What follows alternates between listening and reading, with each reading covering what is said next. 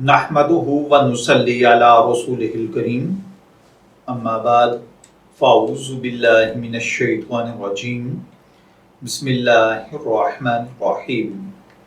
अस्सलामु अलैकुम dear viewers, आपके शरई फेवरेट चैनल फतवा ऑनलाइन से मैं हूँ शब्बीर अहमद।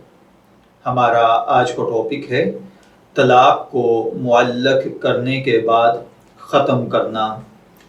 एक शख्स हैं अजीज़ुल हसन हाशमी साहिब, वो कहते हैं कि अगर कोई ये अल्फाज अदा करता है कि अगर मैं आइंदा इस जगह आऊँ तो रन तलाक है, इस शर्त को ख़त्म करने का क्या तरीका है, जबकि उस शख्स ने शर्त नहीं तोड़ी, शरीयत का क्या हुक्म है, रहनुमाई फरमाएं।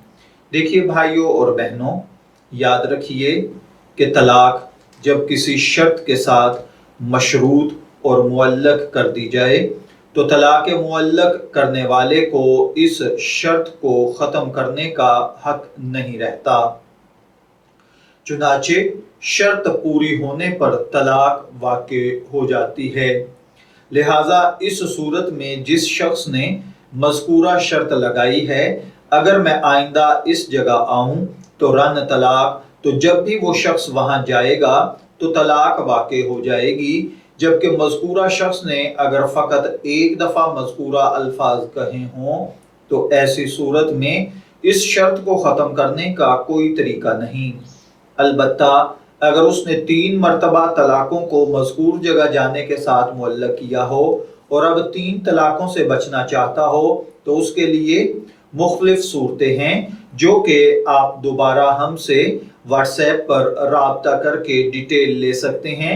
लेकिन फ़िलहाल अगर उसने एक मरतबा ये कहा था या उसने जस्ट सिर्फ यही कहा था कि अगर मैं इस जगह आऊँ तो रन तलाक, तो एक तलाक वाक़े हो जाएगी।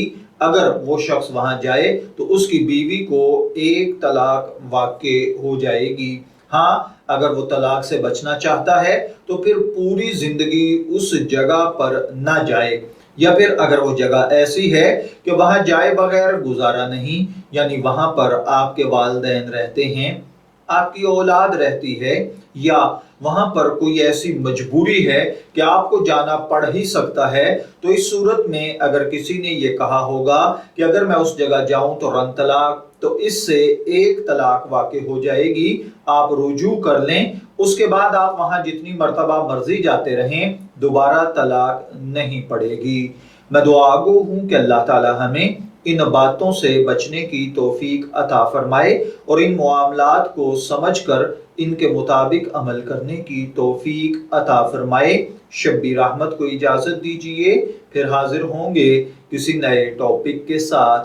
तब तक के लिए अल्लाह हाफिज़।